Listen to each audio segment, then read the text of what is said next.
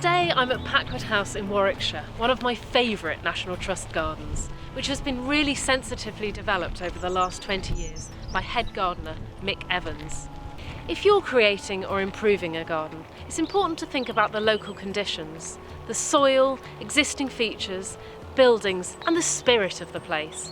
And that's something that Mick really understands. We created this garden in response to climate change. We believed that in future the summers would become much drier and the winters much wetter. So a lot of the plants here, because of their tap roots, will survive quite happily during very, very dry, hot summers.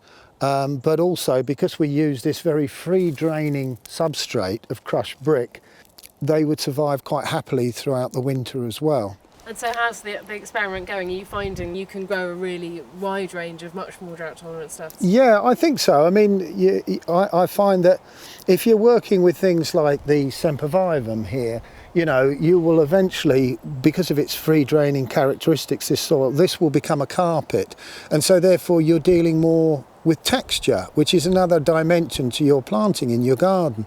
It doesn't always have to be about colour. And then because it seeds fairly freely, so as you can see with the Stipa tenuissima around here, it's found itself in some delightful spots. So I would go over to the entrance and I'd look overall and say, right, okay, we'll take so much of this out, but actually this is doing really well. We'll leave this. It really does enable us to have a lot more opportunities. So which are some of the plants here that stay out all year round that you would recommend people try at home? Well, I mean, the Euphorbia mercenites, that's this one here. Oh yeah. That has a wonderful texture, as you can see here, and has, early on in spring, it has its flowers, its little golden flowers. The Verbena rigidus, oh, yeah. that stays in. So there's about a 50-50 mix of plants that need to come in, tender perennials and hardy perennials. I love what you're doing here, Mick, and I think it's what we all need to do in our gardens. You know, if you work with the conditions and with the surrounding environment, you can create a wonderful garden.